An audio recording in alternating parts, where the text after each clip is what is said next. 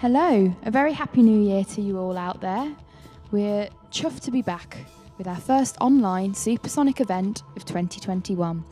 So we've got an absolute treat for you this evening. Along with Swamp Booking, we're delighted to be hosting Sounding Out Intersectionality. This is the third instalment of a wider series designed to create a platform for and amplify the voices of women, trans and non-binary artists who are creating extraordinary new music. Tonight, we hand the mics over to Stephanie Phillips, founder of the black feminist punk band Big Joanie and co-founder of Decolonise Fest. We introduce you to Shannon Funchess, a producer, vocalist and multi-instrumentalist of Light Asylum, and Lorena Quintanilla, also known as Zunz, who released her album Hibiscus on Rocket Recordings last year. We're delighted to welcome back journalist Jasmine Ketibuah-Foley to host proceedings today. She'll be putting questions to the artists to explore intersectionality from the perspective of the musician, learning from these three formidable artists how their experiences converge, impact and informs their creative output.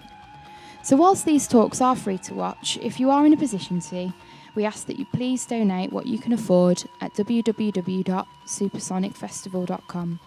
Your donations will help to secure the future work of Supersonic, enabling us to support the artists we host and our freelance team. Right then, time to kick off. We'll get you warmed up with the sounds of these incredible artists, starting with a Supersonic flashback to Big Joanie's 2019 performance, followed by Light Asylum's Heart of Dust, and the hauntingly beautiful Zunz single, For Women and Darkness. So grab a drink, get those feet up, and enjoy the show, folks.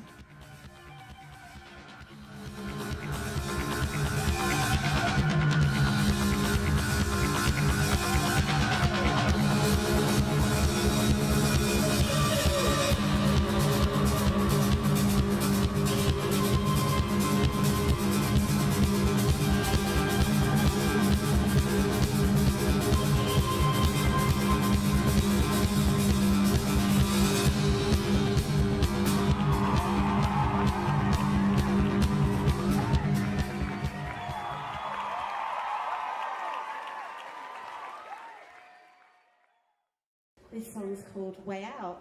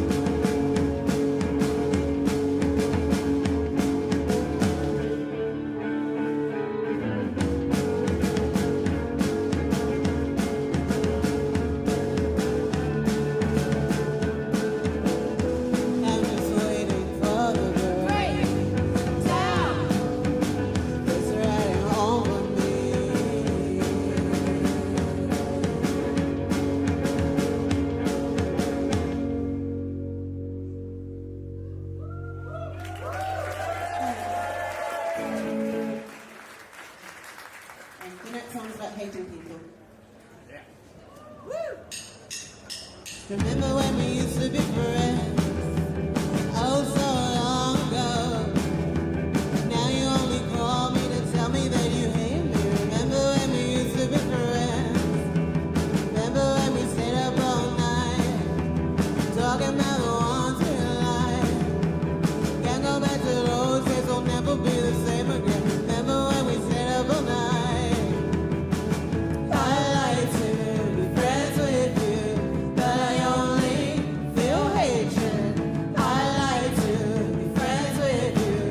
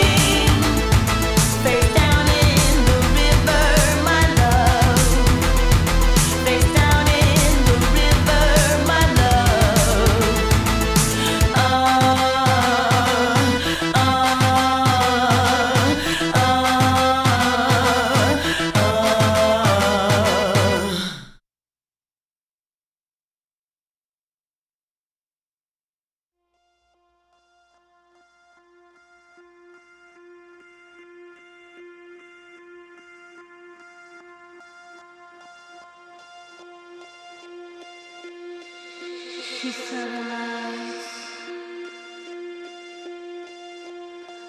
at night. They were coming. There was a room between two walls. She hid them there. They were waiting in silence, and they held hands for women and darkness.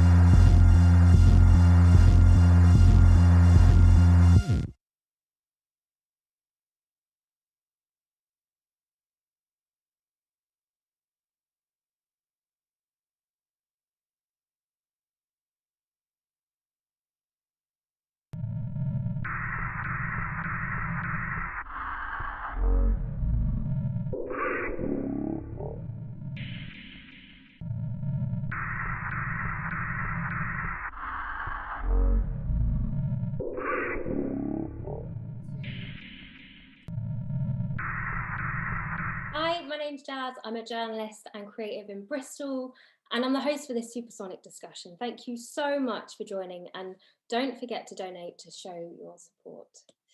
Now, Supersonic Festival was founded and is led by women, and one of its key aims is to be an inspiring space where women, trans, and non-binary artists who are creating extraordinary new music are celebrated and recognised for what they do.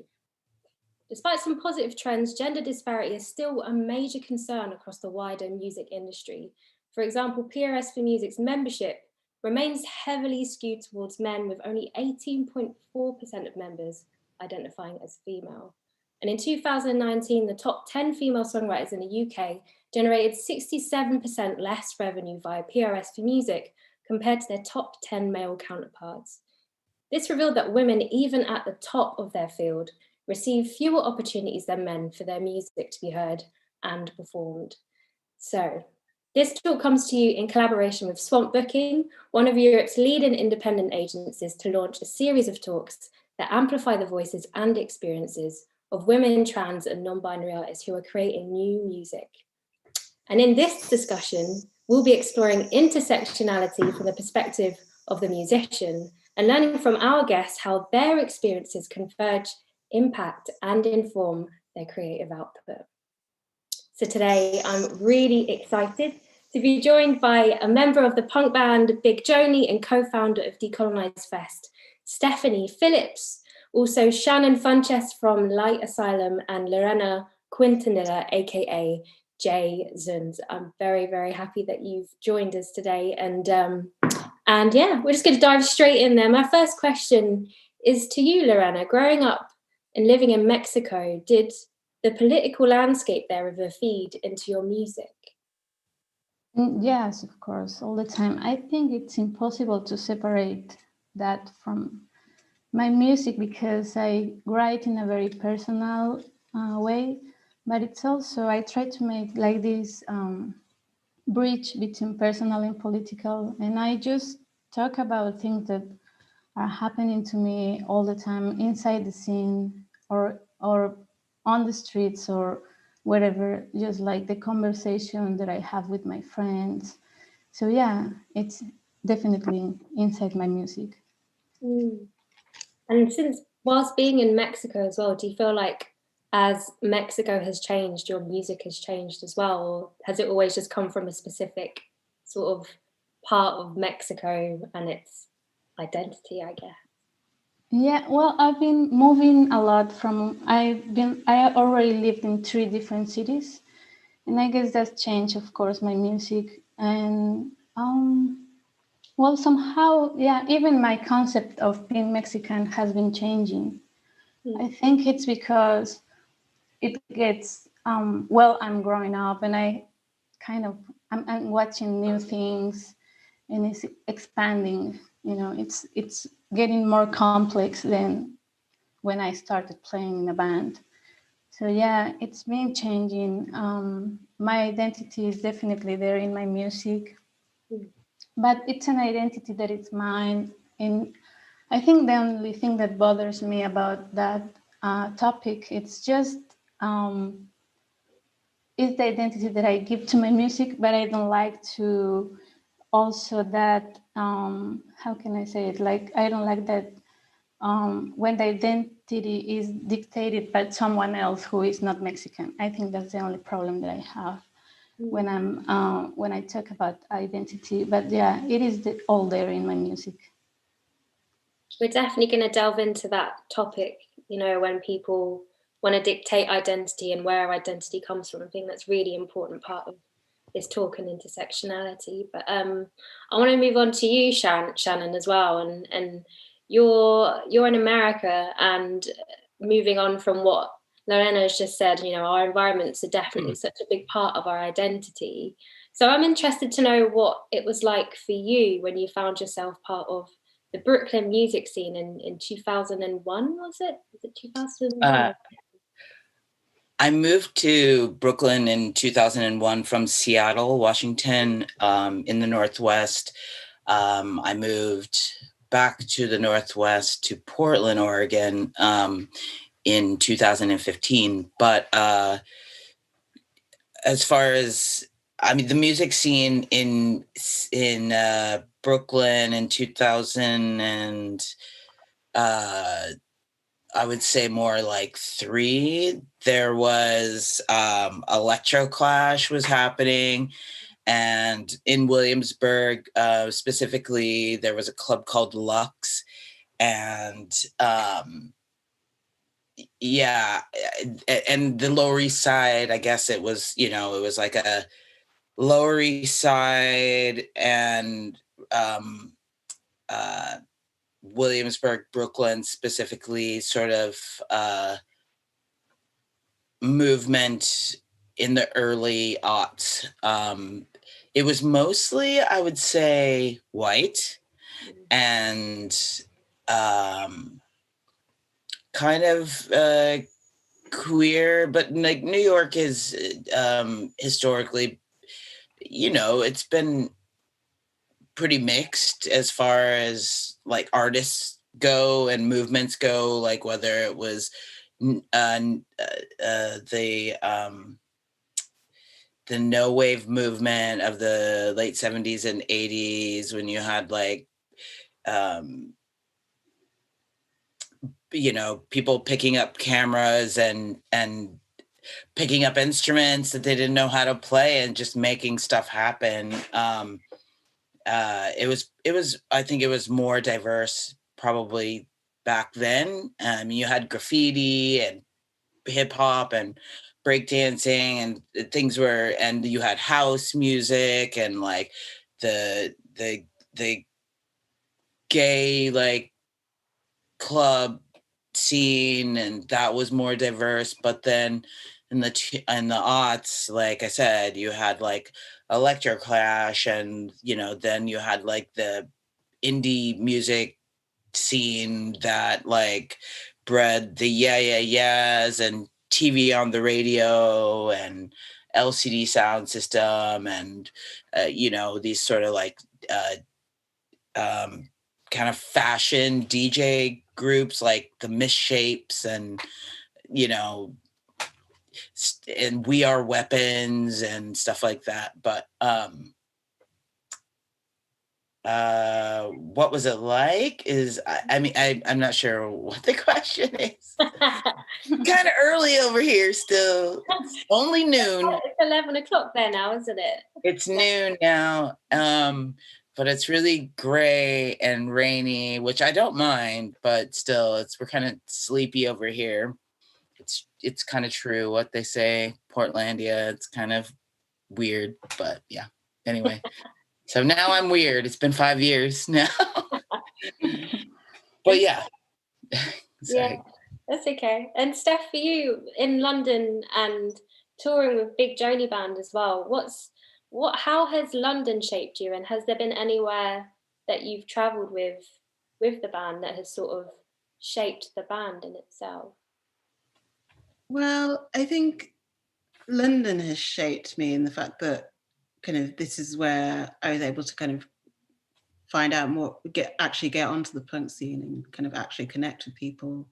Before that, I grew up in Wolverhampton, which is in the West Midlands, the middle of the UK. And although the Midlands has like a very strong musical heritage, which is, what Supersonic does best and kind of showcases that, I was such a shy teenager that I never really left my bedroom to kind of talk to anyone else about music or do anything about it. So I just listened to it in my room. So when I got to London, and not instantly after I left uni, and I was about 22, I think, I started my first punk band. And so kind of finding out the DIY punk scene then and kind of meeting other people, London became kind of the backdrop to my community, really. And it was a place where, it's an expensive place. It's a very difficult place, but it's also a place where anything can happen, and literally you can kind of be whoever you want to be. And as a very kind of shy person who felt like I needed a lot of kind of support to be able to reach the things I wanted to reach, I could have only made Big Joanie in London. It wouldn't have happened in any other city or any other place, really. And I think in terms of any other cities that we've found connection with, I mean, I think we've found a connection everywhere really as a band. There are so many places where we think that, oh, don't know if they'll like us here. And then they do like us here. Just because I think there's the music that we make, I hope, connects with so many different people and can find, there are Black women that I remember we went to played one show in Oxford, and there was one kind of middle-aged Black woman there that kind of said, I go to shows all the time and I never see other Black women. So it was really amazing to see her and to connect with her and kind of share that experience. Yeah. Absolutely. Well, environments definitely do have such a big role to play in our identity, but I want to carry on talking and delving into identity because it's an important part of our conversation on intersectionality. And it's not really a secret that identity is always something that blends into people's art in some form, whether like literally or sometimes in a more metaphorical sense. But for you, how do your identities inform your current creative practice? Because I just want to focus on the fact that identity is fluid and it's not always the same thing. So right now, where you're at, how is your identity informing your current creative practice? I'll throw that one to you, Shannon, first. How is my identity informing my creative practice? Well, there's a lot going on here in the States. So I feel that it's like Lorena said, it's impossible to be a creative of color and female or non-binary identified without that being a large part of the creative process when there's so much happening politically that what's the word I'm looking for? Those principles are basically under attack, like in everyday situations, whether it's I'm not exactly sure I know how to answer that question, except to say that it's definitely like in the music, it's my reality, my existence being affected by who I am, not even personal choices that I'm making. Like just being a Black female in America, or, and when I travel, it's also, it's very apparent that racism is institutionalized in every part of the world that I've ever been to. And I mostly tour in Europe and the US. So it's pretty blatant. And therefore, I've had people say, oh, don't make your music too political. But even some of the white artists that I grew up listening to are really political. Like you write about what you know about, and it's going to come out in the creative process. If it doesn't, it's not like authentic to me, in my personal opinion. And so I just try to make authentic work that I hope can speak to a larger audience than just my demographic. But definitely the political sphere, it I don't know, it infiltrates the creative sphere, like this is why we're having this discussion, is because there's not enough women in the industry, and there's a reason for that, because there's gatekeepers on every level, whether it's lighting, sound, booking, artists that are actually performing at festivals or in certain venues around the world. It's male dominated, and dominated mostly majorly by white men, cis white men. So yeah, I mean, it's something we face as artists constantly. Yeah, feeling very inarticulate today. I just quit drinking coffee, so like, I don't know, I'm not all here yet. New Year's resolution. Yes. Is that the same for you, Steph? Is identity something that you can't escape and it is always just there in your music, or is it something that you actively write about, like write about what you know about, or is it something that's just there? How does it come out for you?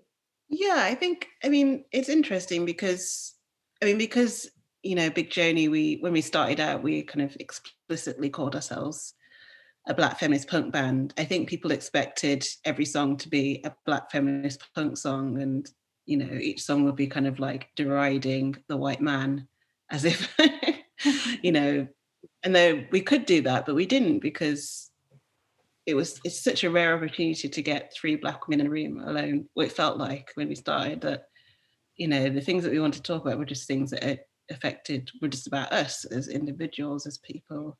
So, you know, I think, you know, I feel like I write in almost a bit of a selfish way. It's kind of more for me than the listener.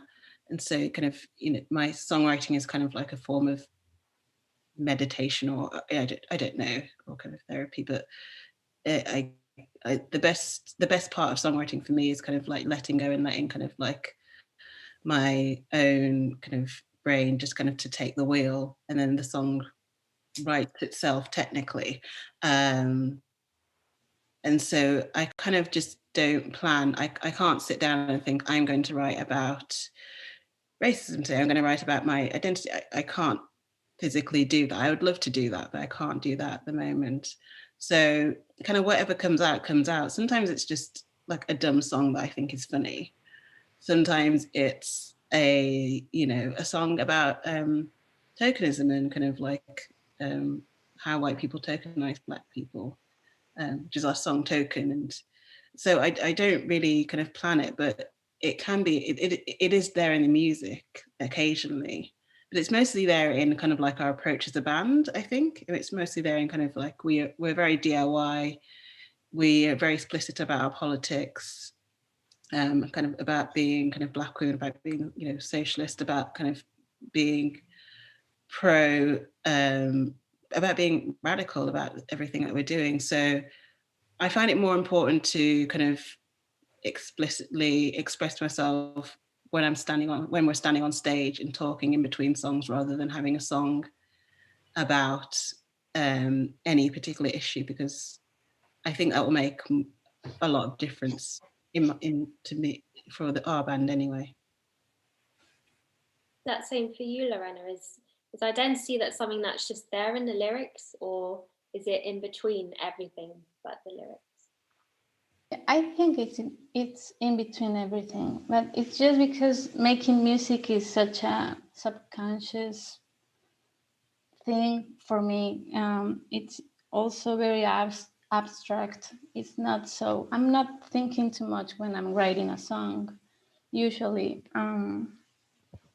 So I guess it's over there somehow, but I don't know right now, like what is my identity, how it's defined right now, because sometimes I realize about what I was living after I record the songs, and then I listen to the songs and the lyrics and, oh, I was going through that stage, or so it's afterwards sometimes, not so much in the process.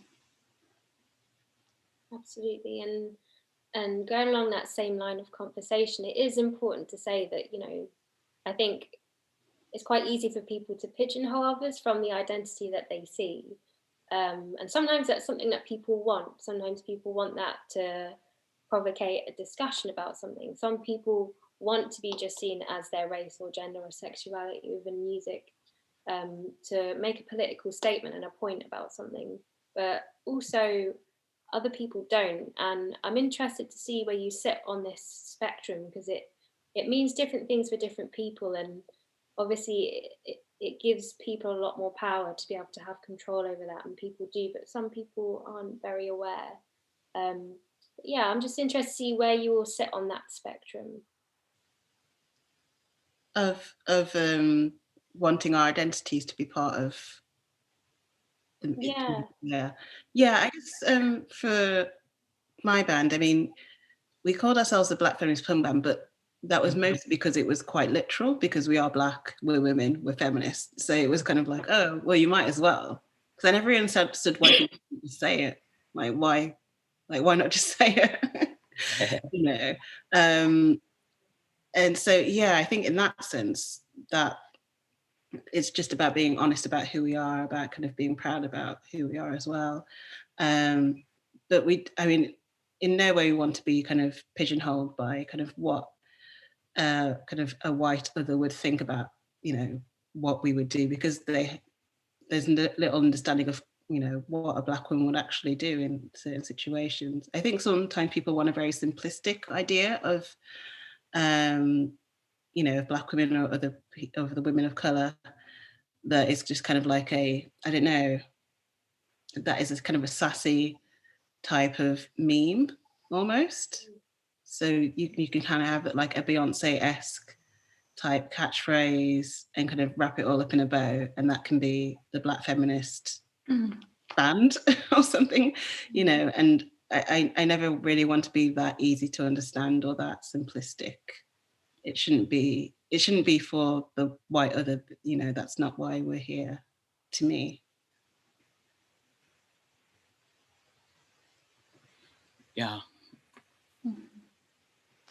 Yeah, I think in the dominant white culture, this idea that a person of color should be always talking about politics or about their fights or about being angry with the system and all that. But you know, sometimes you just want to write. What if you become like a pacifist or I don't know, whatever else, and you want to write about something else? I don't know if that would be interested enough for them, or so. Yeah, I think it's just you want to be free to write about whatever it is. It can be literal, it can be very abstract, but I think you want freedom at the end to just write about yourself in any way you want. Yeah, I agree.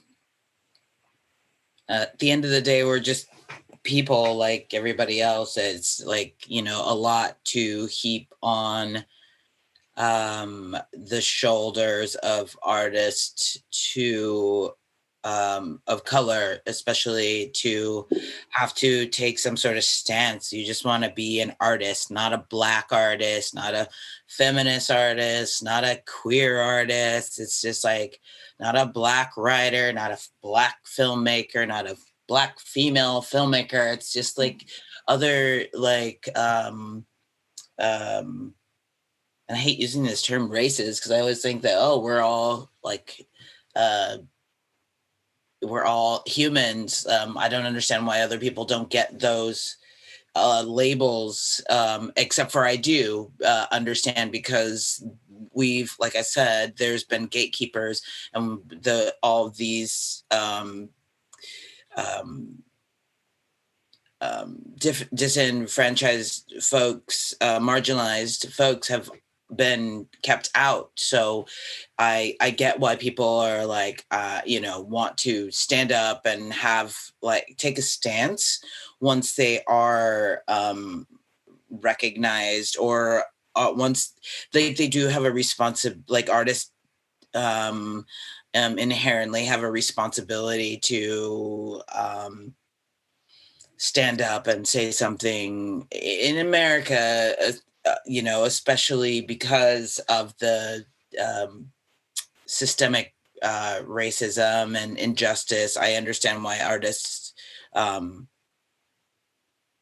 feel the need to take on these labels. But at the same time, I also understand not wanting to identify as a queer artist, because you're just like, I'm just a person. Like, I just want to make music, and there's a lot I'm interested in, and it's not just my freedom and my liberty and my sex or my, you know, identity, you know, however you identify. It's not, you want to like talk about, like, you want to sing about physics or like astrophysics or whatever, you know, or how much you love nature. But for some reason, when you do that, then you're not genuine, and you're not doing your part to elevate the race or a specific group that you're identified with. I feel like I was outed as a queer artist, like where that wasn't my intention. Jazz, you were asking this question earlier, and I was just like, yeah, that was never my intention to be a queer artist. Like, the queer community kind of adopted me or something, as I am queer, and but I never went in intentionally making music to put that across. I'm really grateful that, like, for anyone who can identify with the music, Black, white, queer, cis, straight, whatever, I highly doubt that, like, you know, some really conservative right-wing folks are gonna get it, and that's fine. I don't like, I'm not trying appealing to them on purpose. Like, not on purpose. It's just like Lorena was saying, it's just like, you just want to write. It's abstract. It's not necessarily, it's, you know, it's just you're an artist and you just want to make art, and you're not necessarily it's subconscious, and you're not necessarily like plotting and thinking like, oh, I got to get this message out today. You know what I mean? You just want to live your life. And I know personally, I get tired of, like, we as a person of color and female, I don't want to be struggling. I don't want to be resisting. I don't want to be out in these streets. It's the system that requires that we struggle and require that we fight, you know? It's not, we didn't choose this life. Like, these are just byproducts of being born in these bodies and identifying as artists, really. And yeah, I guess I'd also add, like, kind of like you said, kind of sometimes artists are kind of told that they should make some sort of political message, but the reality is, unless you have something new to say or something kind of educated to say, there's no point making that statement. You're kind of like, just, you know, not embarrassing yourself, but it's kind of like, it just becomes like another kind of heap on kind of like the junk pile of musical history, and it's not going to really change anything. There were so many kind of like artists that released kind of like pro-Black music, like post Black Lives Matter, but you only remember the good stuff because like the rest of it didn't really add anything new to the conversation. So it's like a hard struggle to balance, but you do have to kind of make something good, but also make it make sense as well, which is difficult. Interesting, because what it sounds like to me here that's coming up in this discussion is that there is this push and pull between having your identity, and that's just there, it always is there, and it might change or whatever, but it's yours, and then there's this identity that is pushed onto you from others that you don't have control over. Is that a struggle that you feel aware of? I feel like, Shannon, you described it really well, but for you, Steph and Lorena, is that a very visceral thing, or is it something that you just feel like it's in the background and you're not really very aware of? I don't know. I think I feel aware of it just because it's sometimes things that kind of people put onto you, like in, I don't know, sometimes I think of kind of like reviews or kind of things that people say. I remember like at a gig we played a show with Parquet Courts in Birmingham actually, and after the show a guy came up to us and was like, oh, I really loved your show, and then we kind of were like, oh, thank you, and then he heard that we had English accents and he was like, oh, you're English, oh, that's so disappointing, I thought you were exotic. Because he thought that we were American, because like there's that kind of like exotification of like Black African Americans in England, and I think it's the way around. So Ignorant. yeah, so it's just like an ignorance. But yeah, there's a need to kind of like meld our Black identities into, you know, whoever it is that's viewing this idea of Black women. And sometimes that has nothing to do with it. Sometimes it means they have to kind of imagine we have a completely different culture to what we have to do, or they imagine kind of we have a different upbringing to what we have. I think it's really a annoying thing. I don't know how to change it though. Yeah, it's not really on us to change though, you know, like that's not, you know, somebody fetishizing you just to I don't know, that's ridiculous. That's like a ridiculous experience. You open your mouth, you have an accent, and like, oh, like it wasn't enough that I'm like a bad, you know, Black woman up here. It's like, oh, you're from where I'm from. Okay, you're not as cool. Like that just like negated all your entire whatever they were feeling about your set. Is just like ridiculous. But again, yeah, we don't. Why do I have to teach people? Like, why do we have to be the ones? Look, like, Black women are like the most downtrodden, like, human beings, like, and like along with children, like having no rights and stuff in the world. It's just like, now I gotta teach you how to like dismantle all that. No, like that's no.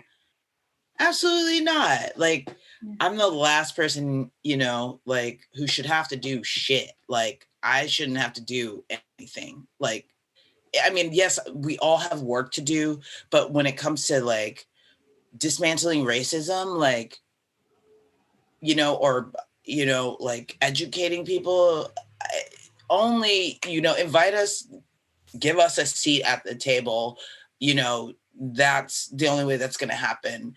I know other people would say, like, you know,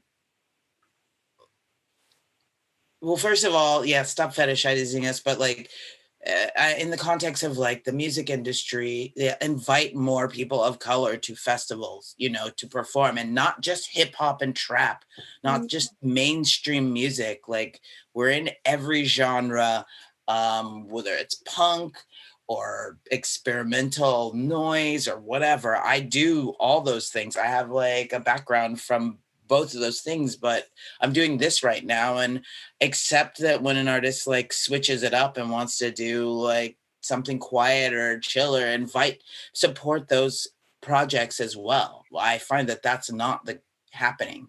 And that sort of like, getting stuck in a niche and fetishizing people is annoying. I'm kind of losing my point, but I'm tired of having to, like, it being put on people of color to try to change the minds of like racist and misogynist, you know, or women or women identified or queer folks having to educate. I get it. Like, you have to like say like, hey, I'm out here, we're not going anywhere, we're here and we're queer, but at the same time it's like, go read a book. Like, there's plenty of like literature out there, and you got to do the work. You got to put the work in. There's probably somebody queer in your family, you know, like there's probably, you know, somebody at your work, but don't like walk up to the Black person and be like, so what am I doing wrong as a racist? You know what I mean? It's just like, you know what you're doing. And if you don't, like, go read a book. Like, I'm done like teaching people like that. Like, I want to just live my life. I wasn't born to struggle, y'all. Like, this isn't the way anybody should have to live. Absolutely. Yeah. Well, again, it brings us back to this idea of having an identity forced upon us, and us being forced to express what that is, and what others are as well, or having the control and not having it forced onto you as well. And Lorena, I'm interested to hear about your experience as well. Is identity, is that a struggle there for you, having to fight between just having your identity or other people pushing things onto you without you wanting that to be happening? Yeah, of course. Also, like I realized about this as soon as I started touring more, and when I read some reviews of some albums, and they were all full of cliches, you know, like they were actually very offensive. So in some ways, and also like touring, I mean, you receive all these microaggressions. And assumptions, and I mean, it's constant, it's all the time. And yeah, I think it's also, maybe it has to be with the fact that there's not a lot of diversity involved in the field of the decisions. I mean, in the real actual action field, you know, where the decisions are made. I think. And so it's not going to change until it's like really the structure has to be more diverse, because that's the only way, I think, I don't know, of having different perspectives, and, you know, and maybe just expand your vision of things and make different decisions, because if it's all just still white men, I mean, it's going to be the same. It's difficult. I think so. I don't know. Yeah, absolutely. Well, that brings me on to my next question, actually, because I wanted to talk more about the punk scene, the alternative scene, and how actually there is still a lack of awareness and respect for intersectionality in the scene.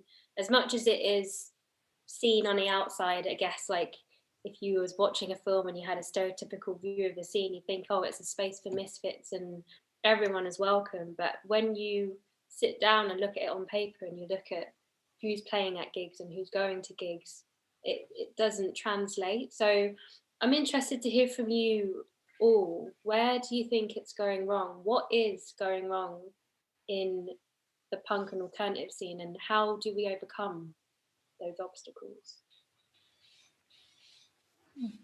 who wants to start that one? Joanie. Stephanie. Oh yeah, I can try. I mean, I've been on the London punk scene for about a decade now, I think, which is a long time. And I would say that it has changed immensely from when I started, you know, in 2010, organizing the festival Lady. Well, you're frozen there, Stephanie. Can you hear us now? Are you back? Yeah, I can hear you. Okay, you're back. Oh, okay. I didn't realize I was sorry. Yeah, I started in 2010, organised Festival Lady Fest, and back then there was like me, Rachel Aggs, who's in Trash Kit, and maybe like 2 other people of colour. That was it. You'd see it at gigs and around kind of around spaces. So it was very, very, very white, and also very unaware that it was very white, which is weird. It just didn't make any sense, and no one realized. And over the years, kind of, I think, to be honest, like, it kind of feel like it was kickstarted by Black Lives Matter, even though it seems a bit weird, but like people kind of reconsidering this huge idea of kind of, our immortality and how it can be so affected by white supremacy and racism and the law, and that kind of trickled down to every area of your life. And like, the punk scene for me is kind of my home and my community. So a lot of us were thinking, well, why are we still kind of accepting this kind of treatment and this kind of being in these kind of spaces? So I think kind of individually or kind of in different groups, people were kind of slowly starting to form more bands, more POCs are forming more bands, and yeah, kind of having conversations with their white punk friends and kind of having honest conversation about, well, why is this way? Why do you think this way? And I think, to their credit, a lot of spaces did change. Well, not change, try to make things a bit more diverse, and they, so now it's more likely that they'll put on, they'll have like more POC punk bands on the lineup and kind of have a more diverse range to choose from. But there's still a long way to go, because we were still living in a white supremacist society. So there's still a very long way to go in that reality. But I think things are changing in London, at least, from what I can tell. What's it like in Mexico? Is that a similar story for you there, Lorena? Yeah, I think so. It's been changing. There's new things, new scenes. I've seen like a lot of, now when I started playing, there wasn't a lot of women playing around me. It was almost the shows where I was the only woman in one show with 8 bands. So it was very uncomfortable for me. But it's been changing a lot, yeah. And I can see that some festivals are like more organized by women. And I can see the changes because the lineup is different, the language is different. So I guess, yeah, it's been changing a lot, and still there's a lot of work to do, of course. But yeah, I have seen some changes. Is that same for you, Shannon?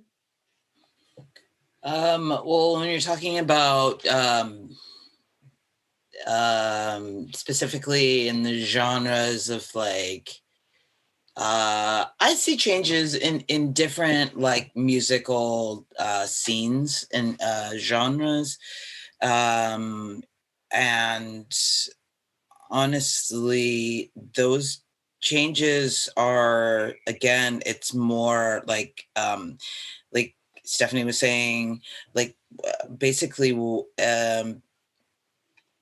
non-POC folks who have been the gatekeepers and control of everything are gonna have to like open those things up and like and take a look at their own practices and their own anti-Blackness, their own racism, their own anti, diversity, in order for, these different venues and institutions and processes that have been in place for hundreds of years. That's the only way that's going to change over there. But also, I think in the US, by POC folks here have to just start doing stuff on their own, making their own like blogs, their own shows. I get it. Like the reason that hasn't, because you were asking like, why do you think that is? Well, there's been gatekeeping, there's been redlining historically, where people like only like people of color can only live in certain neighborhoods. Weren't able to get loans, just didn't have the same opportunities or resources to live on any level, on any capacity. So until those things change, I don't see a lot changing. And that's like from the ground up. Like if a woman or a person of color wants to like start a venue or start a festival, that's outside of the music scene. That's dealing with property, that's dealing with insurance. You know, like if those things don't change within society, then a lot of things will not change, and we won't see that change until like there are allies advocating for women and for people of color and non-binary folks. That's sounds like what, you know, Supersonic is doing festival. But as far as in the scene music genre that I guess I occupy, I don't see a lot of change there. I feel like during BLM there was, if anything, I mean, there are some people are addressing it in scenes. You know, they started a blog, and that's the first time they want to talk to me, is because it looks for the optics, basically. You know, they'd never asked me to play a festival or play a show in their town or speak on their blog or like anything like that. They might play my music, but they don't ask me to, like, don't invite me to play a show. Like I said, until it's convenient for them. It's this tokenism, and it's not really addressing things, and people have very short memories. And then once this dies down, it's not going to die down for Black people. It's not going to die down for people of color. It's not going to die down for like trans or non-binary folks. But for the rest of them, when it's not like the news, it's just going to revert back to the same old shit. And we have to like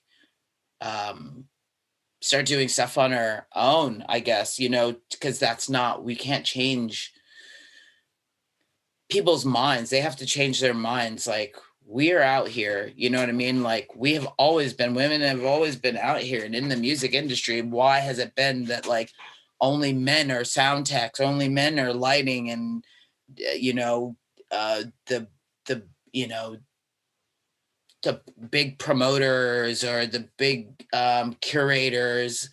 You know, that's the fact that women are being asked to do this or are invited to do this is brand new. So yes, there are some changes happening, but I think more can be done. And I think that what I've experienced, what I've seen is that, yeah, there is a ton of racism in the goth and industrial scene, even though there's always been Black people in it. Like, people deny that constantly within those scenes. Like, they're like, Black people can't be goth. I'm like, bitch, I've been doing this since 1984. Like, this isn't new. And I haven't just popped up out of nowhere, like, living my truth. And there's been other people who came before me in the 70s and all through the 80s and all through the 90s. It's rare only because there are gatekeepers there. But it's we're out here, you know what I mean? It's like, you're probably just not booking those artists, so maybe they gave up, you know, and that's what they had hoped, because they're insecure as hell. But I see more people, you know, mainly on like Instagram and Bandcamp, using those platforms. Those sort of platforms have like allowed people to be able to not have to depend on a racist booking agent or club promoter to get their music out, or, you know, blocking them so they can like actually just, you know, the internet has been a really big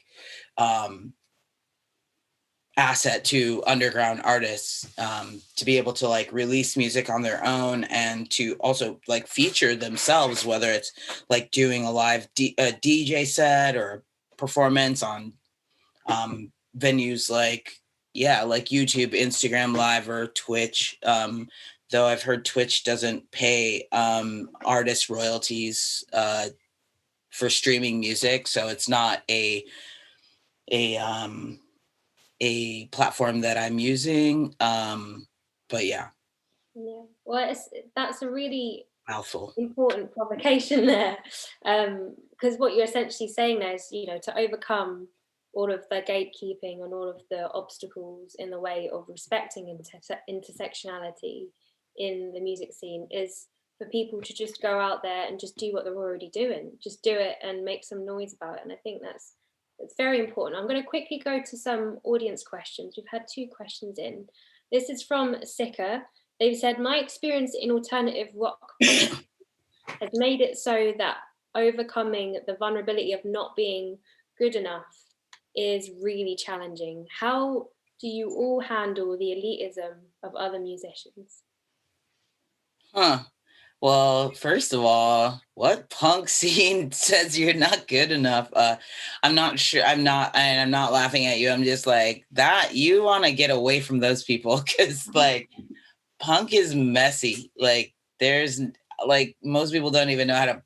They just picked up a guitar or a bass or just some drumsticks and started beating on something, and you just have to like keep going. Don't let anybody like discourage you. Just do you, and don't try to sound like anybody else, and don't worry about who cares. You don't need I know that everybody's, you know, deep down inside wants to be validated by their peers, but at the end of the day, you don't need it. You really don't. Like, you need to just have your creative outlet and express yourself, and don't follow. Like, yes, you're going to be influenced by other artists. That's totally natural and normal. That's fine. But like, as far as people saying you're not good enough, like, throw a show in your backyard or your basement or something if that's a problem, and invite your friends, even if it's just you know, one performance for 20 minutes, and that, because that's all the material you have or whatever. But as far as like mainstream or established like venues and institutions, I know that that's there, that's not that's a common thing that I hear, like people being like, how can I get into this? You just have to like start at the bottom and work your way up. Like, you have to pay dues. You can't, I don't know. I think it's a generational thing too, because I did not hear this growing up myself. In the 80s and 90s, like, that wasn't a question. I think that there's a bit of entitlement going on in the last like couple of generations. I'm sorry, I'm just putting it out there straight to you. But yeah, it's just, yeah, that wasn't even a thing. You just like, you know, somebody told me like I can't do something, that just fueled my fire to just like show them like, oh, I can do this. Like, I'm gonna just keep practicing and playing. Like, the right people, your audience will find you. You just have to keep putting yourself out there, and that's makes you very vulnerable, but it's worth it, you know. Absolutely. And just be authentic, you know. Yeah, And I think. Sorry, I'm going to very quickly go to the next question. We've just got a couple of minutes left. This next question is from Christian. Are there venues or spaces anywhere that anyone can shout out that exemplify the values that we want to see replicated anywhere else? Lorena, would you want to have a go at answering that question? Yeah, if we want to replicate, can you repeat the question, please? Yeah, are there venues or spaces anywhere that anyone can shout out that exemplify the values that we want to see replicated everywhere else? Well, I've played at Corsica in London, and I don't live in London, so I just trusted the promoters, which were two women, who threw this party, Club Mofo. And so I don't know the venue per se who runs it, but they chose to throw events there for like almost 10 years. So I assume that they would know, but I would just ask people in your community, wherever you're living. Obviously we live in different places. So do you guys have venues? Like, is there a venue, Lorena, in where you live that you suggest, or other venues you've come across as well? Yeah, there's some venues here in Mexico where I think they are more diverse and they have inclusion and they are safe places, of course. But there are not so many still, I think, to be honest, because it's like somehow like we are still learning and changing. We are in the middle of this process where we are changing and learning. So even if there's a venue where it's supposed to be a safe place, then things happen there, and then all the hope is gone. But I think we have to think that we are still in the process of this. These things will happen. Yeah, it's the same in London, I'd say, very quickly, because we just lost DIY space for London this year due to COVID. So it's kind of a really important space that's been lost. But instead of venues, I think kind of like festivals and events that are kind of ongoing are really useful. So in London, very quickly, kind of on that point, there's the festival called First Timers, which is specifically a weekend event which kind of trains up and gets kind of like a dozen or so bands, gets them to kind of play new instruments, specifically focuses on marginalized communities as well. And then at the event, they play their first ever gig. So that's something, if you've never started a band or never played an instrument before, First Timers is like a great event for that. And it's definitely in London. It should be like in everywhere around the world. And also, I forgot to mention it before, but I'm part of a collective called Decolonise Fest, which puts on an annual festival celebrating people of colour in the punk scene in London. And as much as we kind of want to present kind of our older bands and kind of really popular bands around at the moment, we also really are always looking for new punk bands. So if you're kind of like just started a band, or you think like you're doing something quite interesting, email us at Decolonise Fest. We're on every platform, and we'd really love to hear about new things that are going on. That's decolonized, right? Decolonise Fest. Decolonizing punk. Decolonizing punk? Yeah, like we're decolonizing punk. So Decolonise Fest. Okay, Decolonise Fest, y'all. .com? .org.uk.org, yeah. Well, on that note, we're going to have to wrap it up because time is against us at the moment. But it's been really, really awesome to chat to you all about this really deep topic. I feel like we could have chatted for way longer. Yes. But I really want to thank you all for joining us, and everybody who's been watching as well for joining us on this Supersonic panel and discussion with our absolutely fab guests. We will be back on the 12th of February in conversation with Sony Music Labels head Judy Weir, founder of Thrill Jockey Records, Bettina Richards, and also a very special guest will be joining us on the day. And also don't forget to donate if you can, and stay with us here on YouTube for more music and supersonic fun coming up next. Thank you very much. Bye, y'all. Bye.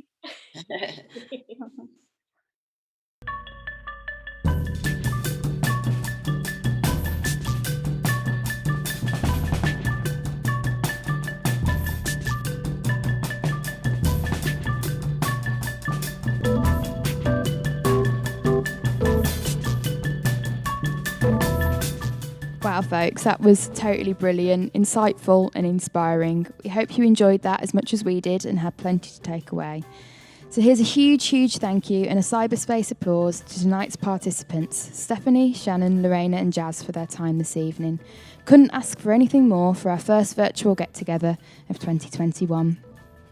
So if you enjoyed what you've seen tonight, please feel free to donate by heading to our website. The link's in the description below. It'd help with our production costs and help secure the future work of Supersonic. So that's all. Thank you so much for tuning in this evening. We'll hope you'll join us next time for our fourth talk of the series, entitled Spinning Plates, on Friday the 12th of Feb.